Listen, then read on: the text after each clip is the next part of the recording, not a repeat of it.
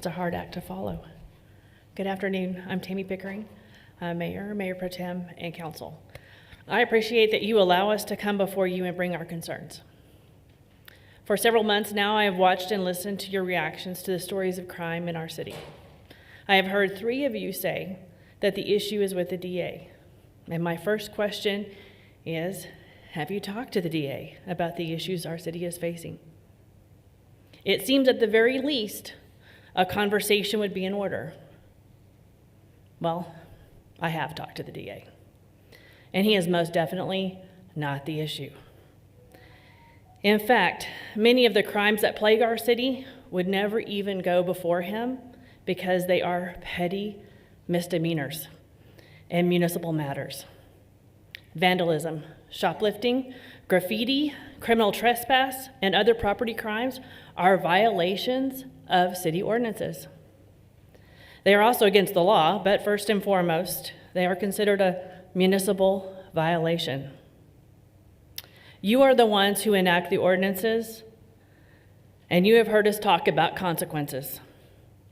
I found it interesting that at least 2 of you have talked about how jail is not the answer. Then what is? Perhaps if the ordinance had other consequences spelled out, judges would have other options. And let's take, for example, the city ordinance on graffiti. Whoever commits graffiti vandalism may be required to pay a fine up to $500 or spend 90 days in jail, or may be required as a condition of probation or a deferred or suspended sentence to perform mandatory community service with a continuous period following conviction, and or to clean up, repair, or replace the defaced real or personal property, and or to make restitution to the property owner for the cost of damages and restoration, and, if they're a minor, to attend family counseling.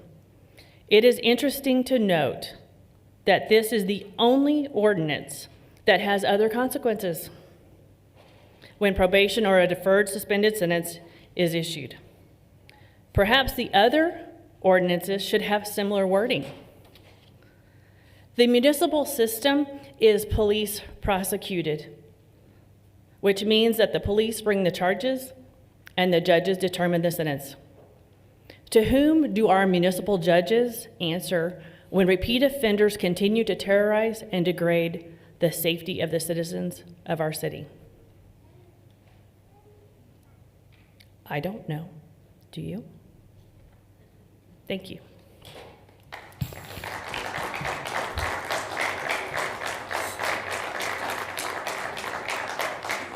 So Tammy, thank you for that information. I would actually like to have a copy of that. But getting back to your question, who the municipal judge answers to is to the public.